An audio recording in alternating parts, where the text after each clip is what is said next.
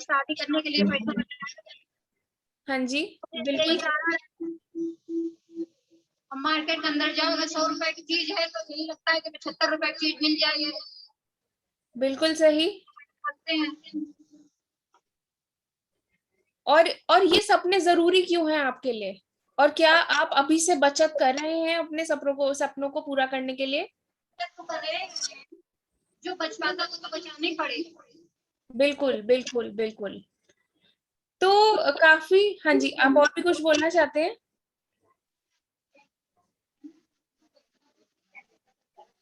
Ma'am हाँ जी, बोलिए। हम आपसे सीमा जी हैं, वो पूछना चाहते हैं पैसे बचेंगे कैसे, ये बताइए। अच्छा, ये तो बहुत ही अच्छा सवाल आपने पूछा। अभी हम धीरे धीरे करके इस पे आएंगे आगे की प्रेजेंटेशन पे। ठीक है, तो चलिए, आप लोगों ने काफी अच्छे से इन दोनों प्रश्नों का जवाब दिया, और इसी के साथ हम लोग आगे बढ़ते हैं। तो आप सभी लोगों ने बताया कि बचत क्यों जरूरी है और हमें अभी से करनी चाहिए, तभी हम अपने सपनों को पूरा कर पाएंगे। ठीक है। अब अब दूसरा जो सवाल सीमा जी ने पूछा था, वो ये पूछा था कि हमें अब बचत कैसे करनी चाहिए, या फिर हमें सेविंग कैसे करनी चाहिए अपने पैसों की, जिससे कि हम अपने सपनों को पूरा कर सकें। तो एक जो तरीका है वो ये है कि आप सभी लोग यहाँ पे मतलब आप सभी लोग काम करते हैं, आपको सैलरी मिलती होगी। ठीक है। तो उस सैलरी में से हर महीने अगर आप थोड़ा अमाउंट, थोड़े पैसे अपने बैंक में जमा कर दें, तो हर महीने के थोड़े थोड़े पैसे बैंक में जमा होके आपकी सेविंग बन जाएगी। और वो जो सारे पैसे आप डालते रहेंगे अपने बैंक में हर महीने, वो साल के एंड तक एक बहुत बड़ा अमाउंट बन के आपके पास आ सकता है। वो एक तरीका है, आप इस तरीके से बचत अपनी शुरू कर सकते हैं। तो आपको जो सैलरी मिलती है काम से, उसको पूरी तरीके से खर्च ना करके, अगर आप हर महीने के 100 या 200 रुपए भी बैंक में डालते हैं, तो वो आपकी बचत हो जाती है। उससे क्या होता है कि अगर आप बाकी का पैसा खर्चा भी करेंगे, पर वो 100 या 200 रुपए ऐसे हैं जो कि आपके बैंक में सेफ हैं, और जो जरूरत पड़ने पर आप उसको निकाल के इस्तेमाल कर सकते हैं। चाहे वो अपने सपनों के लिए है, चाहे वो किसी इमरजेंसी के लिए है, चाहे वो किसी फंक्शन के लिए है, वो कहीं पे भी पैसे इस्तेमाल हो सकते हैं। ठीक है। तो एक जो बहुत अच्छा, जो बहुत सिंपल जरिया है बचत करने का, सेविंग्स करने का, वो है कि आप अपने पैसों को बैंक में जमा कीजिए, जिससे कि आपके बैंक में वो आपके पैसे सेफ रहें, और समय जरूरत पड़ने पर आप उन पैसों का इस्तेमाल कर सकें। तो इसी के साथ हम लोग अब थोड़े बैंक के ट्रांजैक्शंस को समझेंगे। ठीक है। तो अगर हमें मैं पहले तो कुछ सवाल पूछना चाहूंगी इस टॉपिक को कवर करने से पहले। क्या सभी लोगों के पास बैंक अकाउंट है यहाँ पे? आप सभी लोगों के बैंक अकाउंट्स हैं? यस मैम, सभी के हैं। सभी के हैं ना? Very good. तो मेरा दूसरा सवाल फिर आपसे ये है कि क्या आप लोग बैंक में अपने पैसे जमा करते हैं? यस मैम, करते हैं। करते हैं। बहुत बढ़िया। Very good. तो आज हम कुछ चीजों के बारे में बात करेंगे, जैसे कि अगर हमें बैंक से पैसा निकालना है या फिर अपने बैंक में पैसा जमा करना है, तो वो क्या तरीके हैं जिसके जरिए हम कर सकते हैं। ठीक है। तो जब हमें कैश विड्रॉ करना होता है, मतलब जब हमें अपने खाते से पैसा निकालना होता है, तो क्या क्या चीजें हैं जो जरूरी हैं, जो आपके पास होनी चाहिए? सबसे पहली चीज, आपके पास पासबुक होनी चाहिए। दूसरी चीज, आपके पास एक विड्रॉल फॉर्म होना चाहिए। अब ये विड्रॉल फॉर्म क्या है, इसके बारे में हम आगे डिस्कस करेंगे। पर ये दो चीजें आपके पास होनी चाहिए अगर आपको अपने खाते से पैसे निकालने हैं बैंक में जाके। ठीक है। इसके अलावा आप लोग चेकबुक का इस्तेमाल करके भी, चेक के जरिए भी अपने खाते से पैसे निकाल सकते हैं जब आपको जरूरत हो। ठीक है। तो पासबुक, विड्रॉल फॉर्म, चेकबुक के जरिए आप अपने अकाउंट में, जो आपने अपने बैंक अकाउंट में पैसे डाले हुए हैं, आप उससे, अपने बैंक अकाउंट से वो पैसे निकाल सकते हैं। तो क्या सभी लोगों के पास यहाँ पे पासबुक है? यस मैम है। Very good. सो आप लोगों के पास अगर पासबुक है तो जो विड्रॉल फॉर्म होता है बैंक का, वो कुछ इस प्रकार का दिखता है। आप क्या सभी लोग मेरी स्क्रीन देख पा रहे हैं?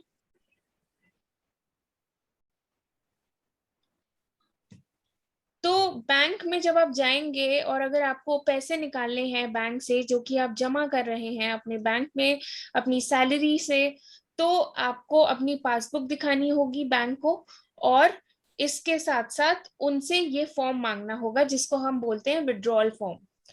तो इस विड्रॉल फॉर्म में आ, कुछ चीजें हैं जो आपको फिल करनी पड़ेगी, जो आपको भरनी पड़ेंगी, जिसके जरिए आप पैसे निकाल पाएंगे बैंक से।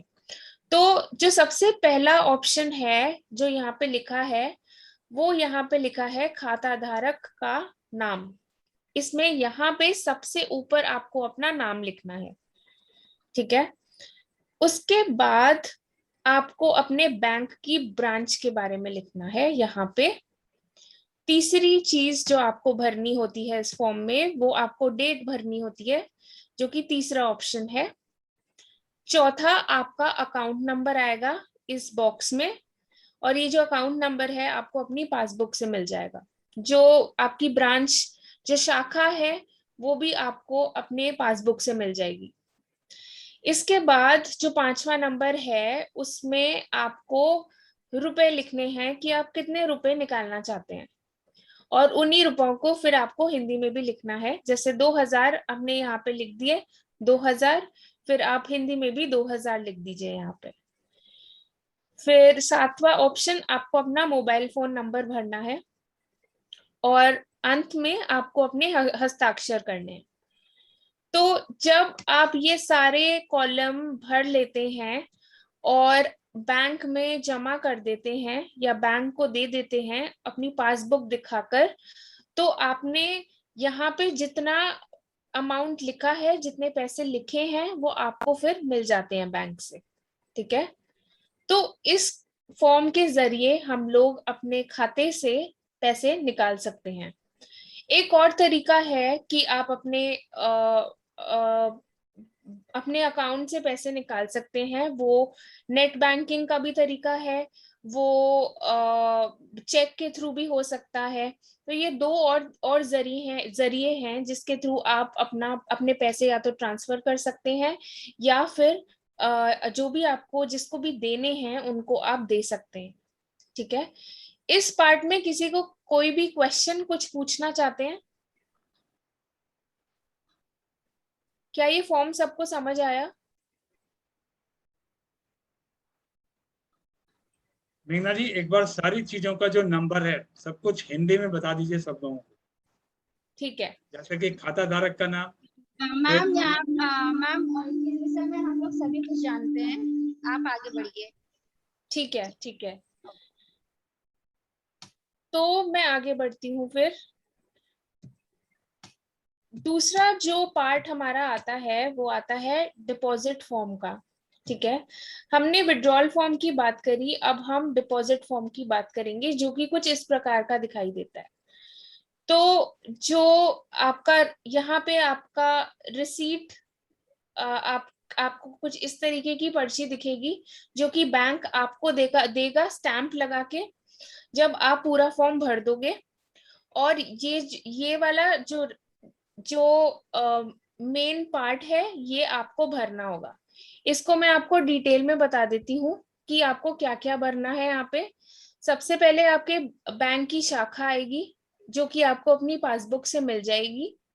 फिर आपको दिनांक भरनी होगी, जो भी दिन है, जो भी डेट है, आपको वो दिनांक भरनी होगी जिस दिन भी आप जा रहे हैं बैंक में अपने डिपॉजिट अमाउंट, जो जितना भी आपको डिपॉजिट करना है अमाउंट, वो अमाउंट डिपॉजिट करने के लिए उस दिन का आपको यहाँ पे दिनांक डालनी है।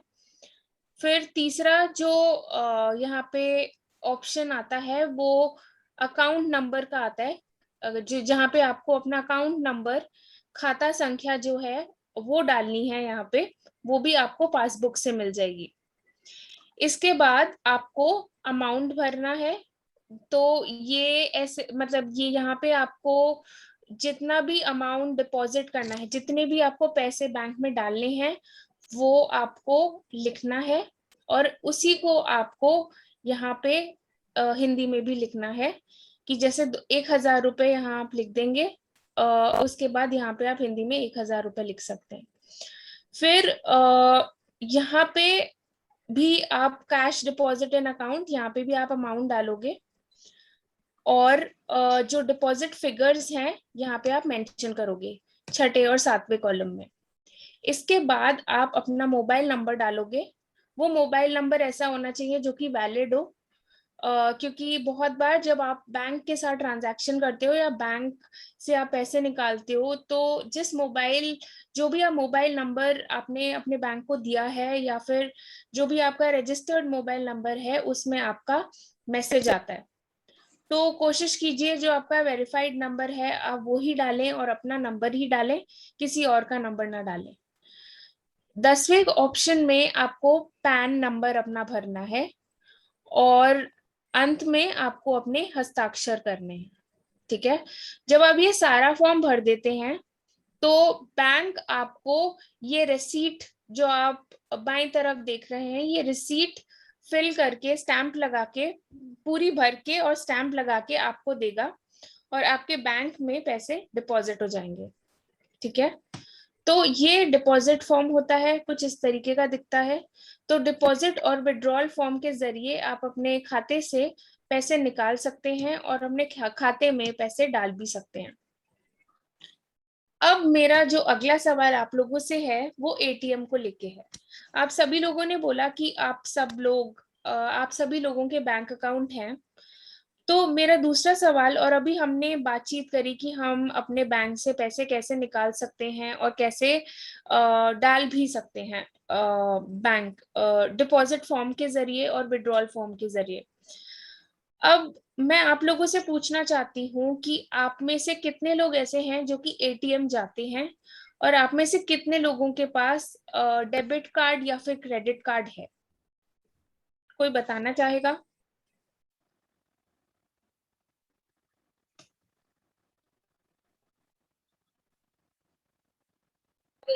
मैडम यहाँ सभी के पास एटीएम है। सबके पास है? काम करिए,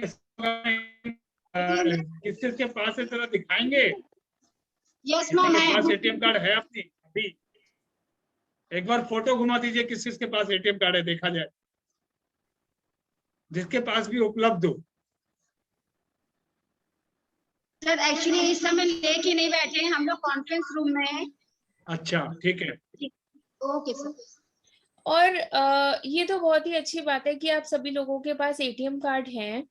आप में से कितने लोग एटीएम डेबिट कार्ड का इस्तेमाल करते हैं पैसे निकालने के लिए?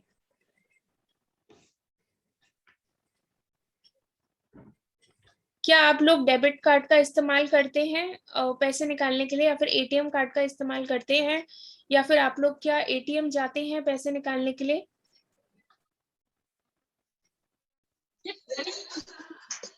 मैडम श्रीमान को बताइए कि हाँ एटीएम से निकालते हैं पैसे। अच्छा, क्या सभी लोग एटीएम से निकालते हैं? एटीएम से मैम, एटीएम से ही सभी लोग निकालते हैं। सब लोग एटीएम से निकालते हैं, ठीक है। तो एटीएम से पैसे निकालते समय आपको कहीं पे कोई दिक्कत आती है या कहीं परेशानी होती है?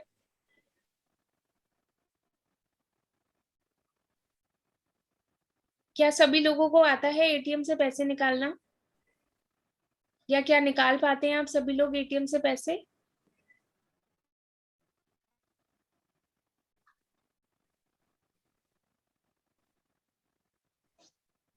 एटीएम से पैसे निकालना या सभी को आता है। ओके, ठीक है। तो मेरे पास एक छोटी सी वीडियो भी थी जिसमें कि एटीएम से किस तरीके से आप पैसे निकाल सकते हैं सेफली, उसके बारे में बताया गया था। मैं अब वो चलाना चाहूंगी। मैम एक मिनट, यहाँ पे बंद हो गया है, मैं just a minute. Okay okay okay.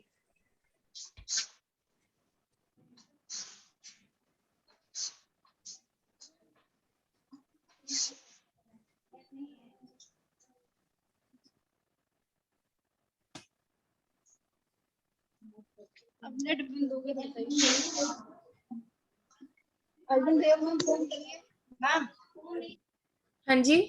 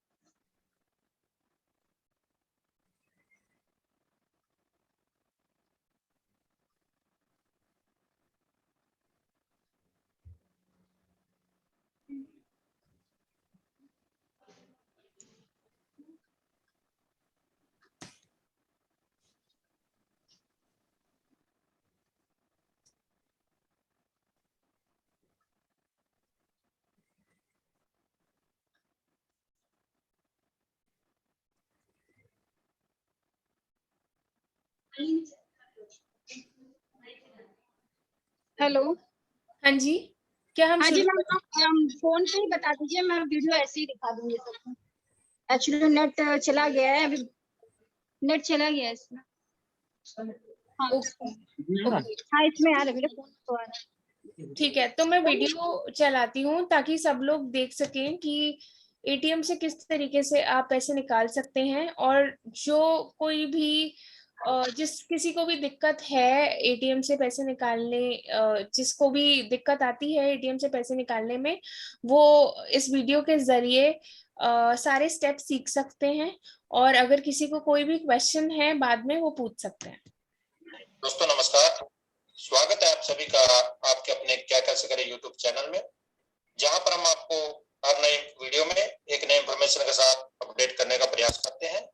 तो दोस्तों आज की इस 2 मिनट की वीडियो में हम स्टेट बैंक ऑफ इंडिया के एटीएम मशीन से लाइव कैश विड्रॉल करके देखेंगे। तो दोस्तों हम एटीएम मशीन में स्टेट बैंक ऑफ इंडिया की पहुंच चुके हैं।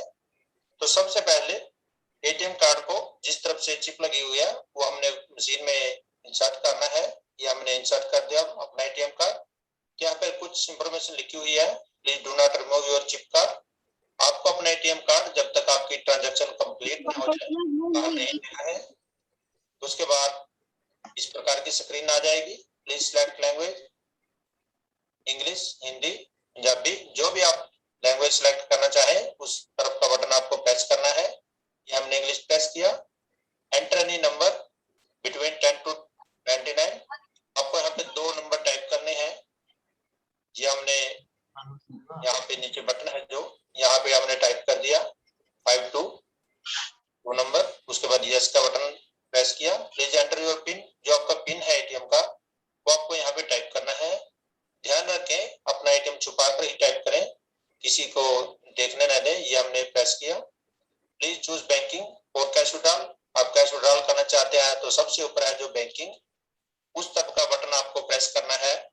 ये हमने बैंकिंग का बटन प्रेस कर दिया है। यहाँ से प्रेस करने के बाद स्क्रीन चेंज हो जाएगी। Please select transaction. आपको ट्रांजैक्शन में क्या चाहिए, तो हमें कैश विड्रॉल करना है। जो ऊपर से सेकंड नंबर है विड्रॉल, इस तरफ का बटन हमने प्रेस करना है। प्रेस करने के बाद फिर स्क्रीन चेंज होगी। अमाउंट टाइप, अकाउंट टाइप, जो आपका अकाउंट है वो किस टाइप का है, सेविंग का, करंट का या केसीसी, का। तो हमारा सेविंग अकाउंट है, हमने सेविंग क्लिक किया।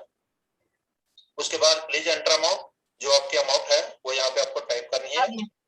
कैश अवेलेबल है 100, 500, 2000 एंड 200 के। तो हमें 1000 कैश लेना है तो हम 1000 यहाँ पे टाइप करेंगे। उसके बाद जो यस का बटन है उसे प्रेस करेंगे। हमने यस का बटन प्रेस कर दिया है। यहाँ से प्रेस करने के बाद your transaction is being proceed, please wait. तो मशीन चल चुकी है। जो नीचे ये बॉक्स है ये अभी थोड़ी देर में ओपन होगा। यहाँ पर हमारा जो 1000 का कैश है वो यहाँ से हमें मिलेगा। ये देखिए हमें कैश मिल गया है, हमें ये जल्दी निकाल लेना चाहिए, नहीं तो ये मशीन बंद हो जाती है दोबारा से। Please collect cash. ये 1000। तो उसके बाद अवेलेबल बैलेंस है जो हमारे अकाउंट का, ये यहाँ पे दिखा रहा है, और स्लिप है जो वो भी मशीन ने हमें दे दी है। हमारे फोन पर एटीएम पर जो एटीएम फोन है हमारा उस पर SMS आ चुका है। तो दोस्तों इस प्रकार से आप अपना कैश विड्रॉल कर सकते हैं। यदि आपको कैश विड्रॉल में कोई प्रॉब्लम आ रही है तो आप कमेंट बॉक्स में लिख सकते हैं। आप तो यहाँ पे हमने देखा कि हम किस तरीके से कैश विड्रॉल कर सकते हैं और कुछ स्टेप्स। अगर किसी को कहीं से दिक्कत आती है तो वो अभी पूछ सकते हैं और हम उनके सवालों के जवाब दे पाएंगे। सो इसी के साथ अब मैं प्रदीप सर को इनवाइट करना चाहती हूँ आगे की डिस्कशन के लिए। थैंक यू मेघना जी फॉर योर सेशन। आप मेरे को सुन पा रहे हैं सब लोग? Yes sir. हाँ क्या देख भी पा रहे हैं अपने वहां पे प्रोजेक्टर के थ्रू? जी। अच्छा, फोटोग्राफ लेते जाइएगा साथ में ही। एक आदमी जो भी है। आपका सवाल था, किसी ने सवाल किया था सर पैसे कैसे बचेंगे, पैसे कैसे बचेंगे उसकी कोई तरीके बताइए। तो मैं आपको तरीके बताता हूँ पैसे बचेंगे कैसे। मैडम ने आपको बताया कि बैंक जाते हैं, बैंक में हम पैसे डिपॉजिट जमा करते हैं, फिर बैंक में पैसे निकासी करते हैं, विड्रॉल करते हैं। यह प्रक्रिया बैंक की है। आपको फॉर्म इसलिए बताया गया कि ज्यादातर यह पाया गया है कि सारी महिलाएं जो हैं वो बैंक नहीं जाती, ज्यादातर पुरुष ही बैंक जाते हैं और वही विड्रॉल करते हैं, वही पैसे की निकासी करते हैं। इसी तरीके से ज्यादातर आपको ये वीडियो जो ATM कार्ड का दिखाया गया वो भी इसलिए दिखाया गया कि ज्यादातर ये पाया गया है कि ATM कार्ड जो है वो पुरुष ही इस्तेमाल करते हैं, महिलाएं इस्तेमाल नहीं करती। मेरा अनुरोध है ज्यादातर ज्यादा महिलाएं इस चीज को सीखने की कोशिश करें कि इस फॉर्म को कैसे भरा जाता है, ATM कार्ड को कैसे यूज किया जाता है। आप जब ये करेंगे तो आपके अंदर खुद ही आत्मनिर्भरता आएगी, खुद ही स्वावलंबता आएगी, खुद ही एक कॉन्फिडेंस आएगा कि मैं ये कर सकती हूँ। ये पाठ हम इसलिए करा रहे हैं, यह आज का जो हमारा आर्थिक साक्षरता के ऊपर ये सेशन है वो इसलिए बताया जा रहा है कि खुदा न खास्ता कभी किसी तरीके से लाइफ की ऐसी सिचुएशंस होती है जहाँ पे किसी का डाइवोर्स हो जाता है, किसी के पति के आकस्मिक क्या बोलते हैं मृत्यु हो जाती है। कोविड के टाइम पे भी ऐसा देखा गया है। तो अगर हमें आर्थिक साक्षरता के बारे में नहीं पता होगा, इन चीजों का ज्ञान नहीं होगा, तो हम आगे हमें बहुत दिक्कत होती है। साक्षरता इसलिए, आर्थिक साक्षरता इसलिए कि आप पैसा बचा सकें, आप कल का प्लान कर सकें, आप कैसे कम से कम जो आपका लोन होता है, अगर आप लोन ले रहे हैं तो कम से कम लोन लें, कम से कम लोन की अदायगी इंटरेस्ट के साथ करनी पड़े। इसलिए अभियान चलाया जा रहा है। देखा यह गया है कि जब भी हम इन्वेस्टमेंट का प्लान करते हैं, महिलाएं गृहिणियां घर तो बहुत अच्छा चला लेती हैं, लेकिन जब इन्वेस्टमेंट प्लान करना होता है, जो दूर की सोच है, उसको महिलाएं नहीं कर पाती। इसलिए इस चीजों को बताने की कोशिश की जा रही है कि कैसे किया जा सकता है। लॉन्ग टर्म की जो जितने भी चीजें लॉन्ग टर्म की है, उसमें ज्यादातर पुरुष हमेशा डिसीजन लेते हैं, निर्णय लेते हैं, लेकिन महिलाएं नहीं। क्यों? इवन यही नहीं, ये संपूर्ण भारत या संपूर्ण उत्तर प्रदेश की बात नहीं है। ये जो सर्वे है ये US में भी किया गया और US में भी यही पाया गया कि जब लॉन्ग टर्म इन्वेस्टमेंट की बात होती है तो पुरुष आगे होते हैं, महिलाएं पीछे। तो महिलाएं पीछे क्यों रहें?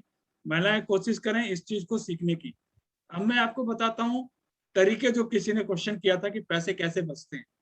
देखिए, जब आप पैसे जमा करते हैं बैंक में, ठीक है, अगर आपके पास बैंक में है और आप सेविंग अकाउंट है आपके पास, तो कोई भी बैंक में आपका सेविंग अकाउंट हो, 4 से 6% वहां पे इंटरेस्ट मिलता है, ठीक है। और ये हर क्वार्टर और हर दिन के हिसाब से भी जुड़ता है। तो एक तो वो तरीका है कि आप पैसा जोड़िए और पैसे को सेविंग अकाउंट में रखिए, जिसमें 4 से 6% तक का इंटरेस्ट आपको सालाना मिलेगा। दूसरा तरीका, लेकिन ये इसमें परसेंटेज कम मिलता है। दूसरा तरीका है, नजदीक के पोस्ट ऑफिस में जाइए या बैंक में जाइए, बोलिए मेरे को रिकरिंग डिपॉजिट करनी है, RD, ठीक है, या मेरे को फिक्स डिपॉजिट करना है, कुछ साल के लिए पैसा रखा जाएगा, जो मेरा पैसा बचेगा या जो मैं हर महीने पैसा जमा करूंगी उसको हर बार हर महीने उतना ही जमा करूंगी। जैसे आपने लिखा कि 250 रुपया, या आपने बोला 500 रुपया, या आपने बोला 1000 रुपये मैं हर महीने जमा करूंगी। पोस्ट ऑफिस की स्कीम है, उसमें जाके आप जमा करिए, वहां पे आपको 7 से 8% तक का इंटरेस्ट मिलेगा। पुराने वाले स्कीम में जो मैं बता रहा था, जहाँ सेविंग अकाउंट है, वहाँ 4 से 6 है। पोस्ट ऑफिस में जाके एफडी आरडी करेंगे, बैंक में एफडी आरडी करेंगे तो आपको 7 से 8 मिलेगा। सुकन्या निधि योजना है जो बच्चियों के लिए, शायद 12 या 12 साल या 14 साल तक की उम्र की बच्चियों तक के लिए हम सुकन्या निधि योजना ले सकते हैं पोस्ट ऑफिस जाके।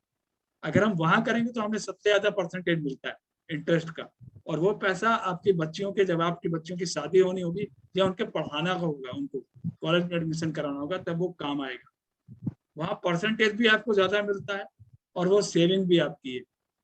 दूसरा एक तरीका, जो लोग 60 साल से ऊपर हैं, सीनियर सिटीजन हैं, वो जो पैसा जमा कराते हैं तो उनको सीनियर सिटीजन का अपना वो बताते हैं कि मेरी उम्र इतनी है, उनको सेविंग अकाउंट में भी सबसे ज्यादा परसेंटेज की रिबेट मिलती है, उनको इसी तरीके से इन स्कीम में भी सबसे ज्यादा इंटरेस्ट मिलता है। आखिरी और सबसे अच्छा तरीका जो जिसमें पैसा सबसे ज्यादा बन सकता है और पैसे में कोई खतरा नहीं होता है, वो एक तरीका है म्यूचुअल फंड। अगर आप म्यूचुअल फंड में पैसा लगाते हैं, 500 रुपए से भी शुरू करते हैं अगर, तो आपको मान के चलिए कि आपको 10 से 12% पैसा, 10 से 12% जो पैसा है वो मिलेगा आपको वहां पे इंटरेस्ट के साथ में। तो पैसे बढ़ने का तरीका मैंने जो आपको बताया, पहला तरीका कि आप बैंक अकाउंट खोलिए, सेविंग अकाउंट में आपको 4 से 6% मिलेगा। दूसरा तरीका, आप पोस्ट ऑफिस जाइए या बैंक में जाइए, जाके बोलिए एफडी खोलनी है मेरे को, आरडी खोलनी है, या मेरे को सुकन्या निधि खोलना है। आप कुछ भी ये प्रोग्राम करेंगे वहां पे आपको सबसे ज्यादा परसेंटेज मिलेगी, जो कि है 7 से 8। इसके बाद आता है आप सीनियर सिटीजन पे जाएंगे। सीनियर जो वृद्ध लोग हैं, 60 साल से ऊपर के लोग हैं, वो अगर करेंगे तो उनको हाईएस्ट मतलब जो 8%, 8.5, 9.5 तक भी जाता है, 8.5 ही 8.25 तक जाता है, 8.25 तक उनको परसेंटेज इंटरेस्ट मिलता है। और आखिरी तरीका जो मैंने आपको बताया, म्यूचुअल फंड। ये तो वो तरीके हो गए जिस तरीके से पैसे आपके पास जो आए हैं, जो आपने बचाए हैं, बचा के जो पैसे लगाए हैं। लेकिन पैसे बचाने का भी कुछ स्कीम होनी चाहिए। जब पैसे मतलब बढ़ाने की कुछ स्कीम है, तो पैसे बचाने की स्कीम क्या, ये भी आपको पता होना चाहिए कि पैसे बचाने की स्कीम क्या है। पैसे बचाने की स्कीम जो है वो इस तरीके से है कि जैसे इंश्योरेंस आप करवा लें, और इंश्योरेंस में ज्यादा पैसा तो लग रहा नहीं है गवर्नमेंट की। अगर आप देखिए कि आम आदमी बीमा योजना जो है वो मात्र 200 रुपये आपको साल में देने हैं, ठीक है। और उस मात्र 200 रुपये के सालाना देने से अगर किसी के घर में किसी की आकस्मिक मृत्यु होती है, नेचुरल डेथ होती है, ठीक है, तो सरकार की तरफ से 30,000 रुपये क्रियाक्रम करने के लिए मिल जाते हैं। ऐसे पेंशन डिसेबिलिटी करने के लिए 75,000 रुपये मिल जाते हैं, मात्र 200 रुपये सालाना करने से। अब यहाँ पे पैसा आप बचा रहे हैं। अगर आपने स्कीम ली तो आपका पैसा बचा, अगर आपने स्कीम नहीं ली है तो क्या बोलते हैं, आप पैसा लगाएंगे इस चीज को करने के लिए। तो पैसे बचाने का भी तरीके हमें पता होना चाहिए कि पैसे बचेगा कैसे। दूसरा एक तरीका आपको बताता हूँ, प्रधानमंत्री जीवन सुरक्षा बीमा योजना है। इसमें भी आप जो पैसे लगाते हैं, बहुत कम पैसे हैं इसमें भी लगाने के लिए, ठीक है। इस पैसे में भी जब आप लगाते हैं, ये रुपए की शायद स्कीम है ये, और इस पैसे में जब लगाते हैं तो 1 लाख की जो है आपको पार्शियल डिसेबिलिटी, मतलब विकलांगता, अगर आप काम कर रहे हैं कहीं पे भी तो विकलांगता आ जाती है, पूरी तरीके से नहीं लेकिन हाँ पार्शियल, तो आपको 1 लाख रुपए मिलता है। और अगर आप डिसेबल्ड हो जाते हैं, विकलांगता पूरी संपूर्ण तरीके से होती है या डेथ हो जाती है, किसी की मृत्यु हो जाती है काम के दौरान पे, तो 2 लाख रुपए तुरंत मिलते हैं। ये पैसे आपको आगे भविष्य के लिए मिलते हैं। इसी के साथ में और भी इस तरीके की स्कीम है, जिस तरीके से महिलाएं, आप यहाँ सब महिलाएं बैठी हैं और महिलाओं को पता है कि प्रेगनेंसी सबके लिए एक नेचुरल चीज है। मातृत्व जो है, वो जो पीरियड है, वो हर किसी के जीवन में आना है, सबको माँ बनना ही है। लेकिन माँ बनने के में खर्चा होता है, आप तो हॉस्पिटल जाते हैं तब, लेकिन अगर आप प्रधानमंत्री मातृ वंदना योजना के तहत जुड़ जाते हैं और उसमें रजिस्ट्रेशन कराते हैं तो 6,000 रुपये गवर्नमेंट देती है आप लोग को। गवर्नमेंट यही नहीं, आपकी जगह पे आके, आपके घर पे भी आके, यहाँ तक कि उत्तर प्रदेश में तो घर पे भी आके इंजेक्शन भी लग रहे हैं और घर पे आके डाइट चार्ट भी बन रहा है, कैसे चीजें करनी है, कौन कौन से इंजेक्शन लग सकते हैं, क्या पीरियड है। तो इस तरीके से आपको पैसे बच रहे हैं। तो मैंने आपको ये जो 3 स्कीम बताई, इसके सिवाय एक आयुष्मान भारत स्कीम है जो सेंट्रल गवर्नमेंट भी चला रही है, जो स्टेट गवर्नमेंट भी चला रही है। दोनों स्कीम में आप रजिस्टर करते हैं, कोई भारी भरकम ना इसमें इनकम है, पैसा लगाना है। कम पैसा लगाने से आपको ये बड़ी सेविंग्स हो जाएगी। और जिन चीजों में आपकी सेविंग होगी, जो आपको करना ही करना है, जैसे कि मैं आपको बताऊं, आपको बच्चों को पढ़ाना है, लेकिन आपको आम आदमी बीमा योजना लिया होगा तो आपको स्कॉलरशिप मिल पाएगी। लेकिन अगर आपने आम आदमी बीमा योजना नहीं ली होगी तो बच्चे की पढ़ाई में स्कॉलरशिप नहीं मिल पाएगी। वहां पे आप खर्चा करेंगे, यहाँ आप बचा लेंगे। तो जो आप पैसा बचा लेंगे, सपोज वो पैसा आप बैंक में जाके जमा करेंगे। और बैंक की मैंने आपको बताया किस तरीके से बैंक या पोस्ट ऑफिस में वहां पे आपकी वृद्धि हो सकती है। तो आपको ये प्लान करना पड़ेगा कि मेरा पहले पैसा बचेगा कहाँ, कौन सी चीज ऐसी है जो गवर्नमेंट की स्कीम है, जिस गवर्नमेंट की ही स्कीम में जाना है, आपको बैंक की जाना है। एक चीज और भी, किसी भी दलाल, किसी भी बिचौलियों के बीच में पड़ने की कोई जरूरत नहीं है। सीधा सीधा बैंक जाइए, सीधा पोस्ट ऑफिस जाइए। बैंक को पोस्ट ऑफिस जाएंगे, आपको ज्यादा अच्छे तरीके से सब चीजें पता चलेंगी। वहां के लोगों से बोलिए, उनसे हेल्प मांगिए, फॉर्म भरने में हेल्प होंगे। डॉक्यूमेंट ज्यादातर आपके सब जगह Aadhaar card, PAN card, voter ID card, photo, यही लगते हैं। और सिग्नेचर जहां जहां मांगता है, कोशिश करिए पढ़ के सिग्नेचर करिए। खाली पन्ने पे, किसी भी खाली पन्ने पे कहीं पे भी साइन नहीं करिए। अब इसके बाद किसी के कुछ सवाल तो मुझसे पूछ सकता है या मेघना जी से पूछ सकता है।